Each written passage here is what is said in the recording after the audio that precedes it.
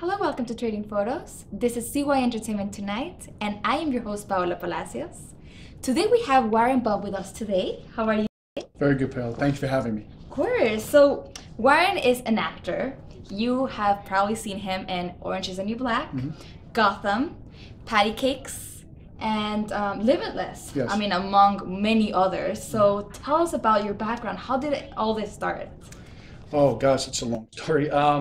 I started out years ago in my early 20s doing some modeling work, and I was much thinner and better looking than I am now, and just got into doing some modeling and shot a couple of small commercials and just got out of business. I wasn't ready to do it.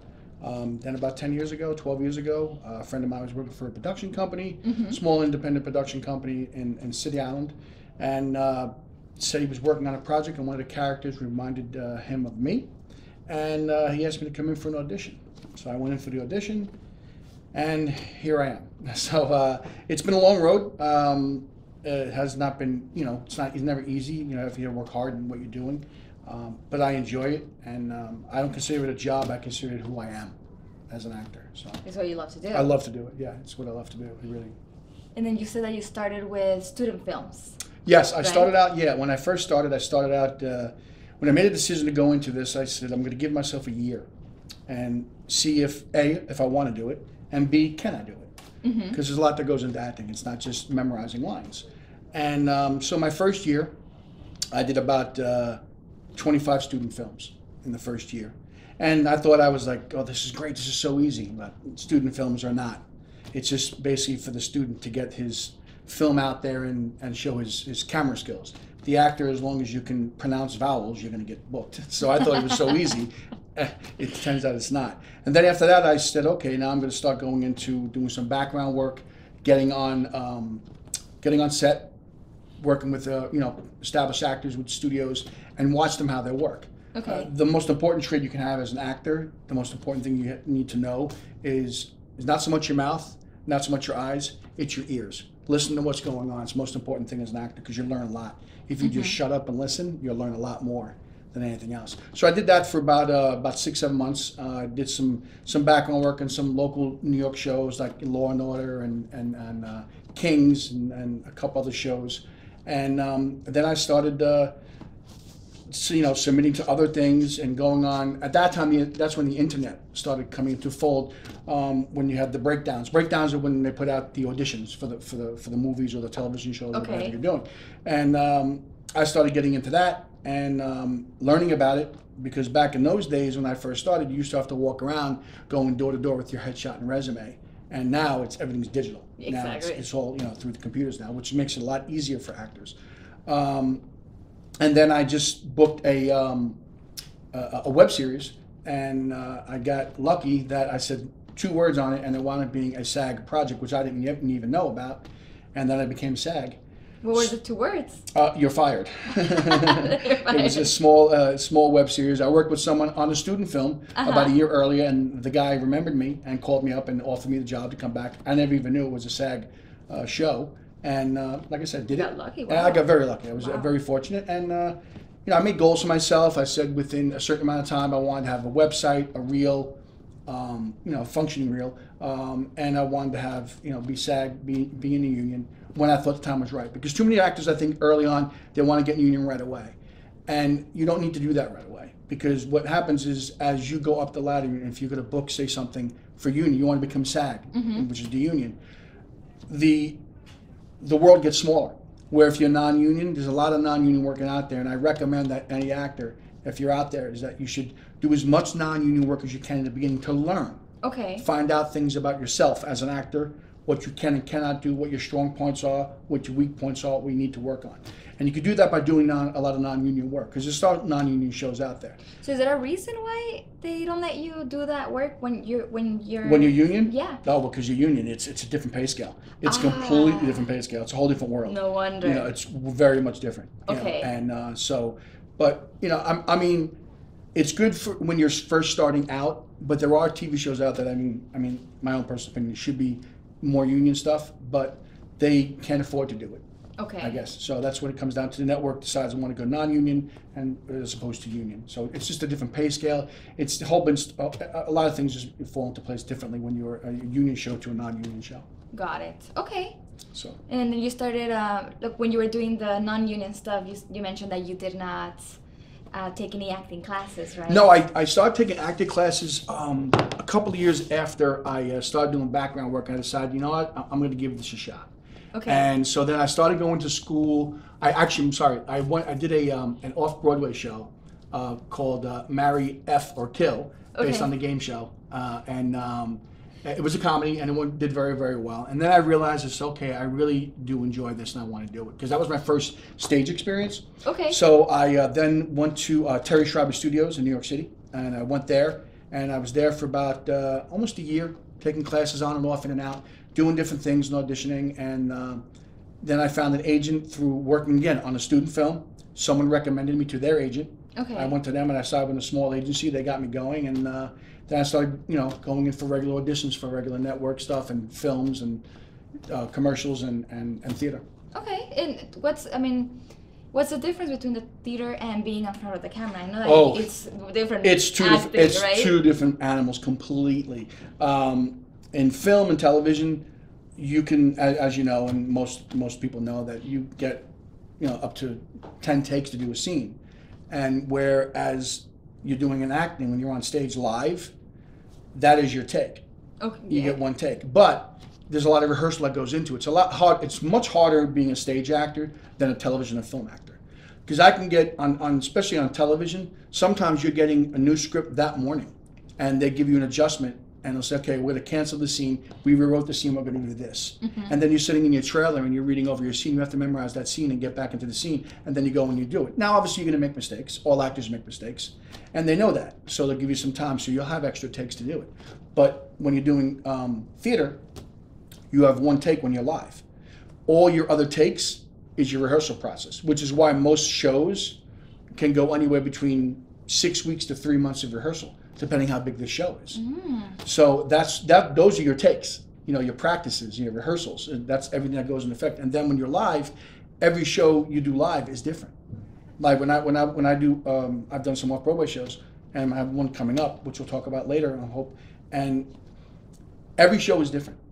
When you're working with somebody, we're people. We are actors, but we're people first. And sometimes you could be in a bad mood or a good mood and vice versa. And you have to pick up on as an actor. That's what I said before, it's important to listen. So if my scene partner that I'm doing this scene with, maybe do something different. Every show you go see, if you go to see a Broadway show, the same show, all week long, every night you see it, you'll see something different about it. It's never the same. It's never the same show. I mean, that the premise of the show, the story obviously is the same, the songs, the dance, whatever, but the mood swings of the show are different. The arcs and different, they're always different. So that's the challenge as being a stage actor, and it's much easier to go, my opinion, to go from stage to film and television than it is from film and television to stage. Because in film and television, as we are here right now, we're mic'd, so I can talk to you like this, and I can hear you, and now the audience can hear me. But when you're on stage, you have to be louder. Exactly. And more exuberant, and you have to be more, push the words more. So it's different animal. But I love both. You love both? Yeah. You've done a lot of things in both as well. Yeah, I've been pretty busy. I've been fortunate, been blessed, lucky, whatever you want to say, to be where I am. So I'm very happy. So tell us about your next projects. So you do have a few coming up. Yes, I have a film that's going to start filming next month in July. It's called The Fifth Borough. We did a pilot of it about a year ago, and it got picked up, and it's going to be starting again in July. It's so far what I know it's Tara Reid, Kathy Moriarty, I know I'm forgetting other people on it. Vincent Young, Steve Stanoulis, and a bunch of other people on it also. It's really good. It's a show about the Fifth Borough, which is Staten Island. Okay. And it shows the trials and tribulations of that. I play a Russian mobster.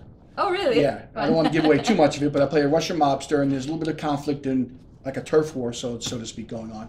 And it just shows different things about the Fifth Borough, which is Staten Island, and the way the life is in Staten Island. It's a really, really good piece. I really enjoy it. Nice. Yeah. Is there a favorite character that you like to play? Like that Well, you would love to play? I mean, what I mostly get cast as an actor, you have to know your strong points. Okay. And my strong points, for whatever reason, and listen, I'm from New York. Mm-hmm. I sound like I'm from New York. I'm sure you all know, you can see I'm from New York. But you have to know your strengths, like I said. And my strengths is what gets me in the door is being, say, like a tough guy or a figure of authority, like a cop or a lawyer or something like that, or a military guy, which I've played. And that gets you in the door. But there's more, as an actor, you have to feel there's more to you than just that. But you have to use your strong points to get yourself in the door. And now I've broadened my horizons now. And especially as a stage actor, how many mobsters and tough guys are there in the stage? It's about the story, whether you're the father, you're the son, whatever you are. So that's why, another reason why I gravitate towards stage more, because it enables me to stretch my legs, so to speak, as an actor. And that's why, that's why I love the stage. Okay. And the other projects that you do have coming up? I have supposedly now it's in talking. It's called The Point. The Point. It was a pilot I shot a couple of years back as well, and it's being pitched to a network, which I cannot say at this time. But it looks very good. It's going to be starting up and probably, hopefully in, I think, September. Okay. Yeah, so I'll be hopefully down in Atlanta. That's nice. Yeah, most of it will be down there. Some will be up here, some will be down in Atlanta. So I'm looking forward to that. It's and there again, I do play a mobster. I knew you'd ask me what I play. I play a mobster in that one. It's fun. It's a lot. I have fun with those roles because they're just growing up in New York City. When I was a kid, I used to hang out with people like that. So it's easy for me to be those people. To imitate them. Yeah, because you become a product of your own environment. I always say that. So True. So. Okay, and what about Good and Screwed? Good and Screwed is a really good pilot that was shot just about a year ago. It was with a dear friend of mine, Joanna Bonaro, and has myself, Joanna Bonaro, who's from The Sopranos, Law and Order, Bobby Finaro, Armin Garrow. They were in Vinyl. So they're friends of mine also. I've worked with them before, and it's about a 40-something woman, divorcee. She just gets divorced from her husband, which is Vincent Pastore. Okay. It was also on The Sopranos. And it just shows what life is like for New York City divorcee women. Mm-hmm. And it's really good. I think it's really, really good. What's going on in the world today with with the women's movement and stuff, I think is great. And it's a great time for this piece to come out. Nice. And I play in that series, I play a priest. Oh, nice. Yes, and I'm also I don't want to give too much away, but we grew up together as kids. We went to high school together. And so I went obviously in a different direction than she did, becoming a priest, and she got married and had kids. And it just shows all the trials and tribulations of a divorcee in New York. It's really good. It's a lot of fun. It was aired over in Latvia. So we're television stars in Latvia, from what I understand. That's what they're telling me.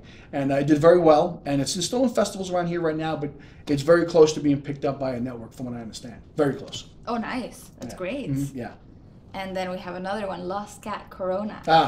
Lost Cat Corona was a lot of fun. It was a film I did 2 years ago, with Ralph Macchio, who a lot of you may know from the Karate Kid, the original Karate Kid. Yes, of right. course. And so he was a lot of fun to work with. I had a small role in that, co-star role in that, very, very small, but it was a lot of fun to work with. It did very well. It's in distribution now. It's out on all the on-demand stuffs, and it's been on HBO, I believe, and Amazon, Hulu, all of that stuff. Oh, nice. So, yeah, it was a lot of fun to do. Ralph's a great guy. He's still a good friend of mine today. We talk every once in a while. He's a good guy. Okay. You have a project coming up, Harry Townsend's Last Stand. Yes. So tell us about that project. That's a play. It's a play. It's something I've been working on for just over a year now, about a year and a half. The producer is Dennis Grimaldi. He's a big Broadway guy. He's won 3 Tony Awards, 2 Pulitzer Prize Awards, and he's producing this play called Harry Townsend's Last Stand. It's starring Len Cariou, who is a Broadway legend. Len, as most people know, if you guys watch TV, he's on Blue Bloods now with Tom Selleck. And he was the original Sweeney Todd on Broadway back in the 70s. He's won Tony Awards, he's won Emmy Awards, he's nominated, he's a legend. And working with him is just an amazing, amazing experience. And myself and Len have been working together, collaborating together on it for about a year. I've been working on it for about a year and a half. I first got the script about a year and a half ago. Okay. And when I first read it, I didn't really like it too much. It was very different. The writer was a man by the name of George Eastman. He lives up in the New England area. And it was written, he wrote the play 40 years ago. And it just sat on the shelf. It was revised about 5 years ago in LA, different version of it than what we're doing now.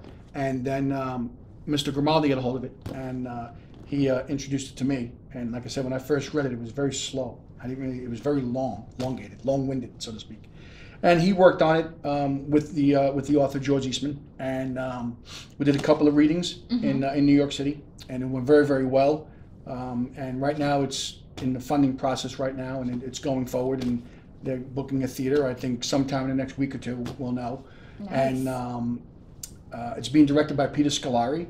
Peter Scolari is best well known for being opposite Tom Hanks in Bosom Buddies back in the 80s and 90s. And then he did the Bob Newhart show, and Peter's a very accomplished actor, and he's directing this version of it. And Peter's excellent. He's very good with comedy because it's dramatic comedy, and Peter really helps with the comedy part. I mean, he helps with both parts, but he's really pushing me on the comedy part because it's a story of an elderly father, Len Cariou, and I'm his son. It's me and Len on the stage the entire time. It's what they call a two-hander. It's two people. We stay on the stage the entire time. And we have this bickering back and forth, and he's in the latest stages of his life, living up in New England, living up in New England. And I'm trying to talk him out of staying by himself, because you really can't live by himself anymore. He's getting at that stage of his life. And obviously he doesn't want to give up his independence, like any adult does not want to give up their independence. And so that's basically what the story's about. I don't want to get into it and ruin it for everybody, because I want you all to go see it when it comes out. But yeah, he's amazing to work with. He does things to you as an actor that you didn't know you could do. He makes you do things, and just listening to him and like I said before, always listening. Yeah. When you listen to somebody, instead of just worrying about your lines, it just puts you in a different, mindset as the character. And he does that, and he's excellent at it, and he's so effortless in doing it.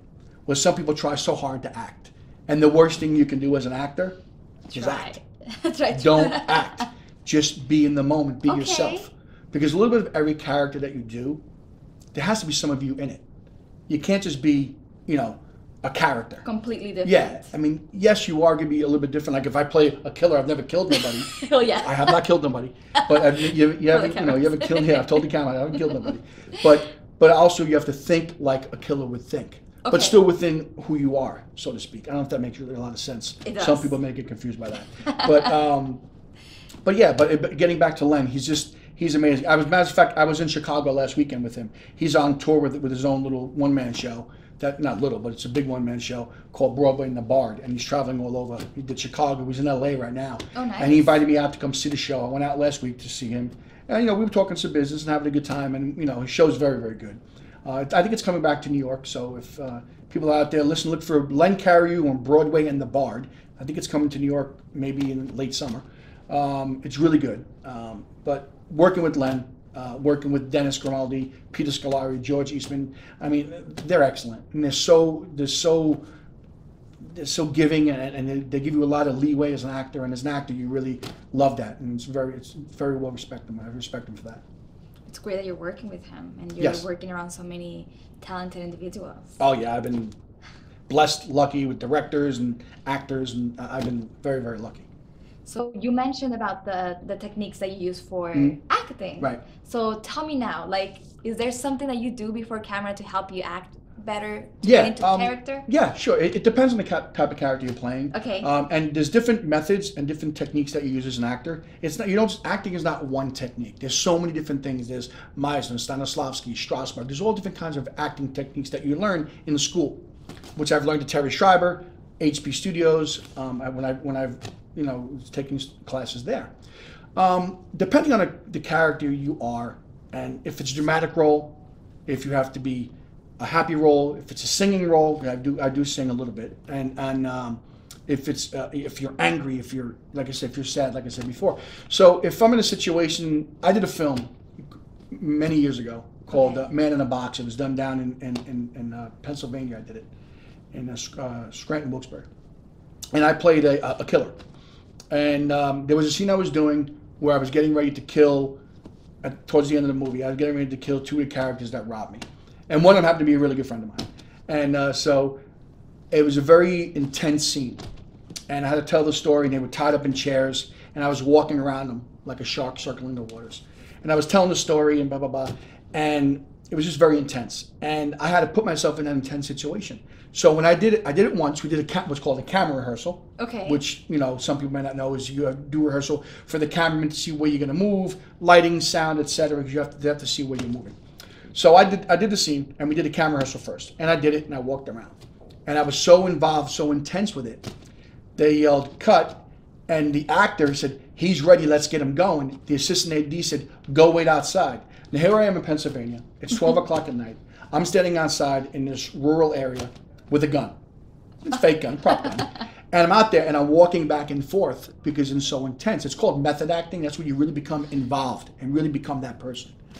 And so I remember pacing back and forth, back and forth, back and forth. And we go back inside and he says, okay, ready, Warren? And the second AD brings me in. He's okay, let's go. And I step right on set, action right, and did the scene. So in answer to your question, which is elongated, I'm sorry, but it depends on what you're doing in that particular moment. Okay. When you have to cry, you have to put yourself in a situation, what's going to make you. Every actor has his own little secret. Yes. Which they can't give away. Because if I give it away, then it's not only mine. Okay. So I have to keep it within me that gets me to that spot I need to get to. And every actor has that. And every good director knows that. And they'll say, go prep, what's called a prep. You have to prep for the scene depending on what the scene is. Okay. So I don't know if I answered your question. I may have gone on a tangent. You did. No, that was very interesting. I was very intrigued by the whole. That's great. Yeah. Okay. And then you mentioned that you were in Pennsylvania. Yes. So you do a lot of traveling? Yes, I've been fortunate. Let's see where I've traveled. I've worked obviously in New York a lot, New Jersey, Pennsylvania, L.A. I did a play out there, and I did a film out there, a short film, and I also did some work here in New York and New Jersey, like I said. So yeah, I'm looking forward to going. I'd like to go to LA a little bit more. To LA a little bit more. When are people feel like where? I know that it's everything's moving everywhere now. Mm-hmm. They're filming a lot of things in New Mexico now. Yes. A lot of things in LA, like always. But is New York still a big place to shoot? Yeah, New York, to me, New York is still the center of a lot of television and movie. Obviously, theater number one without a doubt. It's the number one theater place in the world. LA is obviously have the big, humongous studios out there. Little Television City. You have Paramount. You have all the other MGM. We have all the studios out there. Universal.